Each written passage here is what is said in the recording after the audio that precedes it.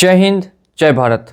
एक बार फिर से स्वागत करता हूं मैं आप सभी लोगों का आपके अपने चैनल लोन हेल्प इंडिया में। और आज के इस वीडियो में बात करेंगे कि आप लोगों के काफ़ी सवाल होते हैं और उसमें से सबसे बड़ा सवाल एक ये भी होता है कि आखिर लोन सेटलमेंट के लिए जो सबसे सही समय है वो कौन सा है, किस समय हम लोग लोन को सेटलमेंट करा सकते हैं, किस किस तरीके के लोन कितने परसेंट में सेटलमेंट होते हैं और साथ में सेटलमेंट का प्रोसेस क्या होता है। सारी बातें करेंगे आज के इस वीडियो में।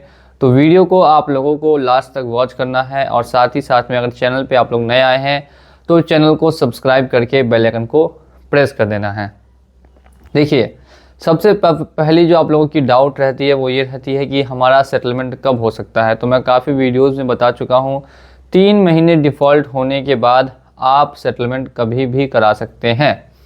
और इसके बाद दूसरा सवाल है कि हम लोग कितने दिन तक सेटलमेंट के लिए एलिजिबल हैं, कब ये ऑफ़र ख़त्म होते हैं। देखिए, ज़िंदगी में जब तक आपका लोन आपने क्लोज़ नहीं कराया है तब तक आप सेटलमेंट के लिए एलिजिबल है, तब तक आप सेटलमेंट करा सकते हैं।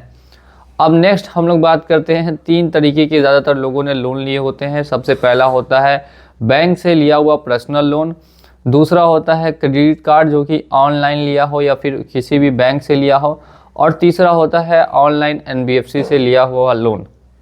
ये 3 तरीके के लोन ज़्यादातर लोगों के पास होते हैं। ऑनलाइन एनबीएफसी में बात करें तो क्रेडिट बी, एम पॉकेट, नावी, किस, रिंग, इस तरीके की एप्लीकेशन से। और बैंक में बात करें तो HDFC, SBI, axis, bank of Baroda, Punjab national bank, इस तरीके की बैंक से पर्सनल लोन लिया रहता है। अब इसके अलावा क्रेडिट कार्ड्स तो आरबीएल बैंक, बजाज का भी क्रेडिट कार्ड आता है। इसके अलावा हम अगर बात करें तो एसबीआई, सबसे ज़्यादा चलने वाला एचडीएफसी का क्रेडिट कार्ड। अब लोग डिफ़ॉल्ट करते हैं लोन इस वजह से ताकि उनके पास कोई ना कोई प्रॉब्लम होती है। प्रॉब्लम से कहने का मतलब है कि पैसों की तंगी की वजह से लोन डिफ़ॉल्ट हो जाता है। कोई करना नहीं चाहता लेकिन फिर भी वो लोन डिफ़ॉल्ट हो जाता है। एक बार लोन डिफ़ॉल्ट हो जाने के बाद काफ़ी मन में सवाल उठते हैं कि अब क्या हम इस चीज़ से बाहर आ पाएंगे कि बाहर नहीं आ पाएंगे, क्या हमें ज़िंदगी भर अब इसी तरीके से रहना होगा। तो दोस्तों, ऐसा बिल्कुल भी नहीं है। अगर आप ऐसा पहले सोचते थे या सोचते हैं तो अगर आप मेरी वीडियोस को लगातार देखेंगे तो आपको समझ में आएगा कि ऐसी कोई चीज़ नहीं होती। आपको लगातार लोन के दलदल में नहीं फंसे रहना होगा, आप एक न एक दिन इससे बाहर आ ही जाएंगे। तो आने के लिए इसमें एक प्रोसेस होता है सेटलमेंट का। तो सेटलमेंट का प्रोसेस कब से कब होगा, अभी देख सकते हैं जनवरी चल रहा है 2025। तो क्या जनवरी में या फरवरी में या मार्च में कब सेटलमेंट कराना सही रहेगा। काफ़ी लोग ये मुझसे लगातार क्वेश्चन पूछते हैं और काफ़ी लोगों के मन में डाउट है। देखिए, जनवरी, फरवरी, मार्च, इसमें से अगर सबसे ज़्यादा बात करें तो सबसे ज़्यादा जो केस क्लोज होना है वो मार्च में होना है।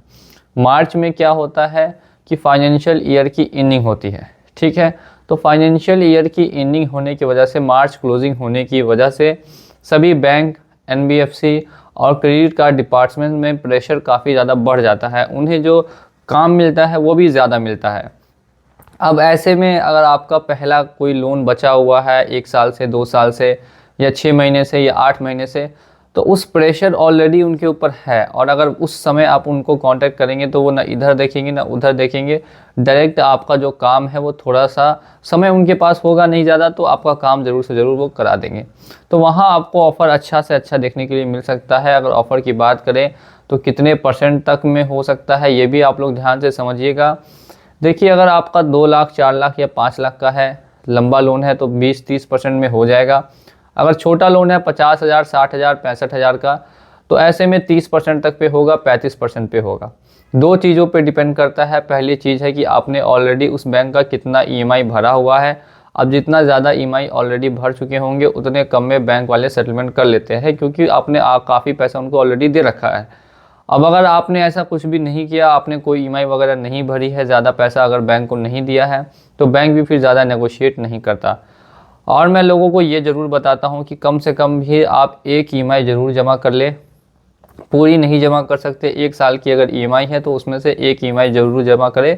उसके बाद फिर सेटलमेंट के प्रोसेस के लिए आगे बढ़े। सेटलमेंट की प्रोसेस की जाँच कैसे होती है, तो इसके लिए आपको बाय ईमेल एक लेटर दिया जाता है। उस लेटर पे सारी चीज़ें और डेट वगैरह मेंशन की जाती है। आपको डेट बिल्कुल सही मिलानी होती है, चेक करनी होती है, अमाउंट सही देख के चेक करना पड़ता है। कि अमाउंट और डेट अगर सही है तो उसी हिसाब से उस डेट पे उस अमाउंट को आपको पेमेंट करना है। अगर आप थोड़ा भी इधर उधर कर पाते हैं तो फिर ऐसे में प्रॉब्लम हो जाएगी और आपका जो सेटलमेंट है वो कैंसिल हो जाएगा। मैं एक एग्जांपल से समझाता हूँ। एक व्यक्ति है जिनका 36,300 में सेटलमेंट का ऑफ़र आया था। उन्होंने पेमेंट किए सिर्फ और सिर्फ 36,300 रुपये पेमेंट नहीं किए। डेट उनकी लास्ट 9 जनवरी की थी, डेट उनकी फेल हो गई, 10 जनवरी हो गई। अब 9 के बाद जैसे ही 10 जनवरी हुई, जो उन्होंने 36,000 पेमेंट किया था वो टोटल ओवरड्यू में से कट हो गया। यानी जो भी उनका ओवरड्यू था 1,42,000 का, उसमें से उन्होंने 36,000 काट ली और अब उनका ओवरड्यू बाकी 1,06,000 रुपये और बच रहा है। यानी कि सेटल नहीं हुआ, क्योंकि सेटलमेंट अमाउंट उनका था आपको 36,300 का और उन्होंने पेमेंट सिर्फ 36,000 ही किया था। तो इस तरीके से अगर आप थोड़ा भी पैसा कम देते हैं, 5 रुपये भी अगर कम देंगे, तो ऐसे में बैंक आपको लोन क्लोज नहीं करेगी, सेटलमेंट पूरा नहीं करेगी। तो इन बातों का आपको ध्यान हमेशा रखना है। अब एक सबसे लास्ट सवाल आप लोगों के मन में ये रहता है, क्या सेटलमेंट के बाद सिविल ठीक हो सकता है? देखिए, सेटलमेंट के बाद सिविल ठीक होना बहुत ज़्यादा मुश्किल है और नामुमकिन के हिसाब से है।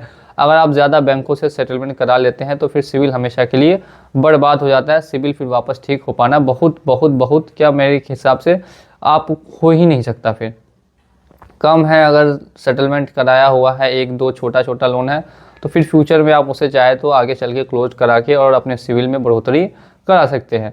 तो इन बातों का आपको ध्यान रखना है। सिविल को लेके भी ध्यान रखना है कि फ्यूचर में क्या आपको आवश्यकताएं पड़ सकती है लोन की कि नहीं पड़ेंगी। तो चलिए चलता हूं मैं आज के इस वीडियो में और उम्मीद करता हूं वीडियो पसंद आई होगी तो वीडियो को लाइक कीजिएगा। मिलूंगा अगले वीडियो में आपके साथ बहुत ही जल्द। जय हिंद।